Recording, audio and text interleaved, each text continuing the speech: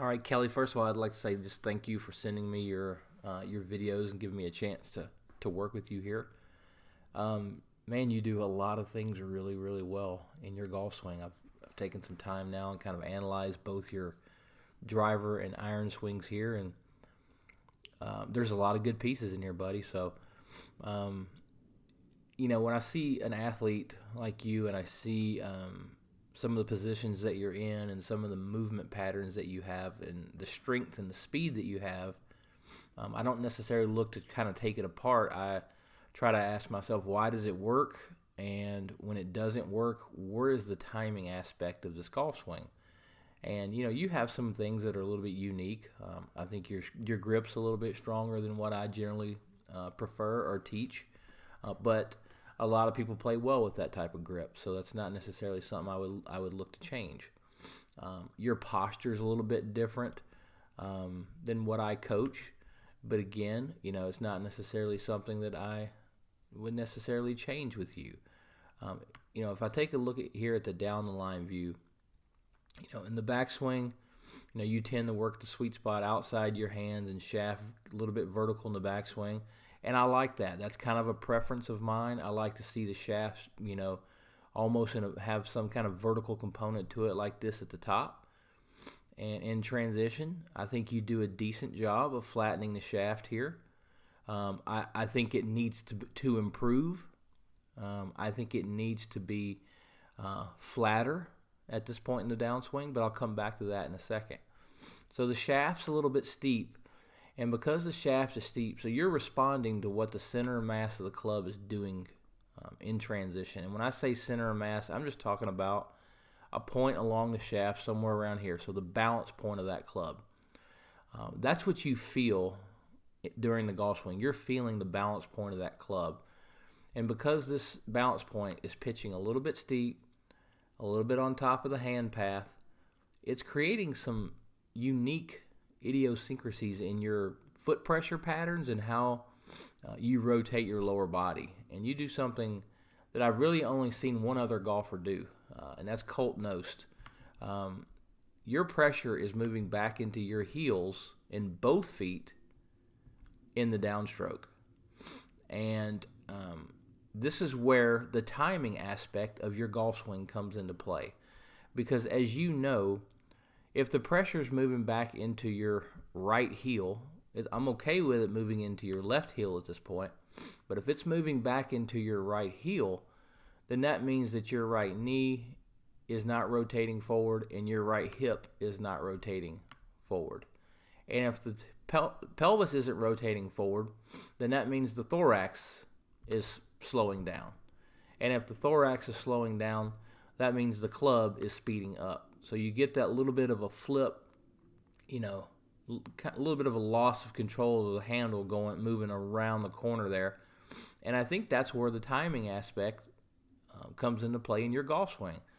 I noticed you said that you could hit some kind of fast snap hooks with the driver or the long stuff. And, that makes sense to me. And here's why. Again, in transition, I feel like the shaft is a little bit steep. The pressure starts to move back into your heels. The rotation stalls. And then the only way that you can keep going is to kind of jump out of it just a little bit. And about this phase right here. So you start really snapping that left leg and you actually completely pick it up off the ground and kind of replant it. I mean, that may be an idiosyncrasy in your golf swing, and I'm not necessarily concerned with that foot pattern. Bubba Watson does something like that. Patrick Reed does something like that. But I am concerned with the stalling of the pelvis. And it's very easy to see why the pelvis stalls. It's because the pressure's deep into your right heel right there.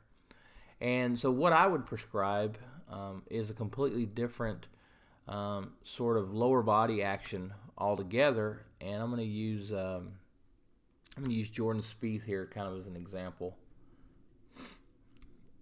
And let's focus on the trail leg for just 1 second. I'm going to come back to the shaft pitch thing in a second. But let's just focus on the trail leg movement from, say, this part in your backswing here. And let me zoom him in just a little bit. All right. So if I get him up there to somewhere similar to where you are in the backswing.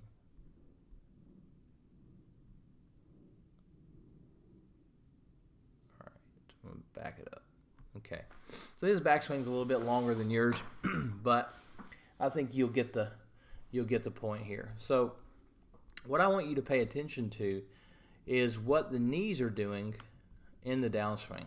Okay, so the first thing that you're going to see is the trail knee move into flexion. Okay, and as the trail knee moves into flexion, the pressure moves from the right heel out to the balls of the right foot. Okay, so if you just take a look at him here, boom, he's back to an equal knee flex, keeps going, right heel's lifting off the ground. Look at how open the hips are right there. So you can see, I can already start to see the back of his left leg here because the pelvis is turned so much.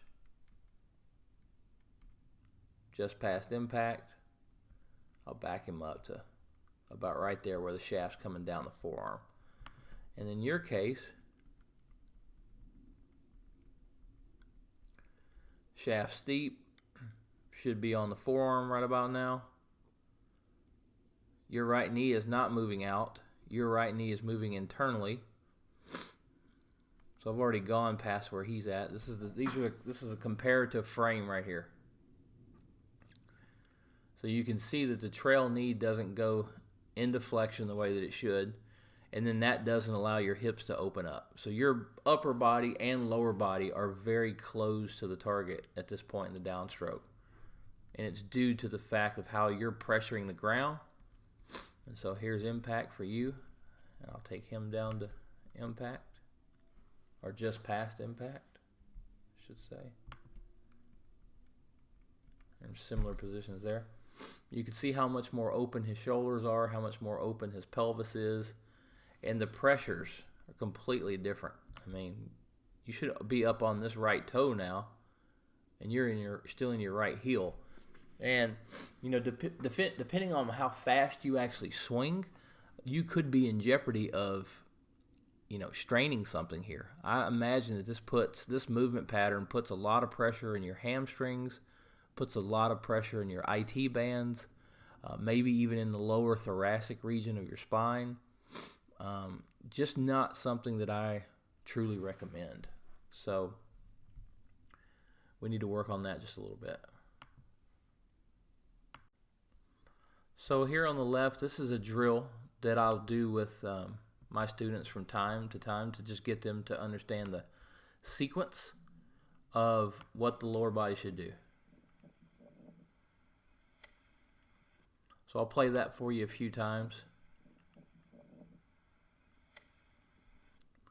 So you can see basically what he's doing is he's making slow motion turns. So from the top, he's putting his right knee into flexion, and he's not letting it internally rotating. It's the right knee is staying external, which is in this direction. Okay, but the left knee is working externally this way. So the gap between the knees is getting wider. Okay, and he's kind of pumping that down. So he's matching the arms up with that motion from the top. So I'll back it up. Arms are coming down, hips are turning. Arms are coming down, hips are turning. Right knee's going into flexion. Trail knee is going external. Pumps it down even further. Turns one more time. And then he goes ahead and turns one more time. The right knee is fully in flexion right there. So from a down the line view, it would look like Jordan Spieth with that much knee bend. And then from there, he'll hit. And so on this particular drill, he didn't hit the shot, but the drill is to hit shots while doing this.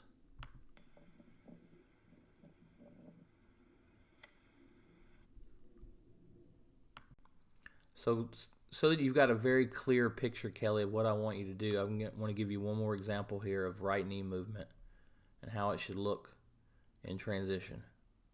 So the right knee should go into flexion out toward the ball.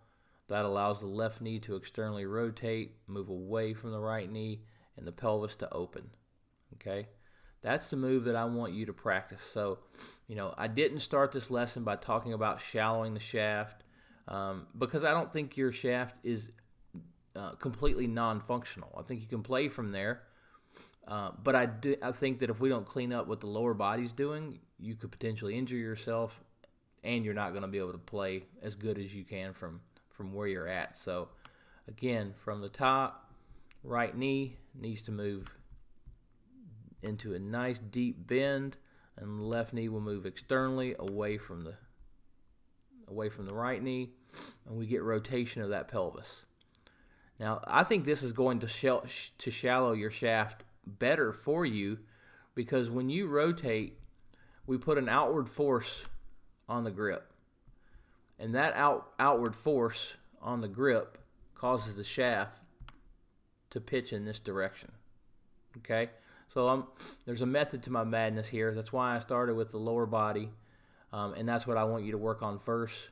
Start with the drills that I showed you, or the one drill that I showed you, and then let's just do a quick checkup.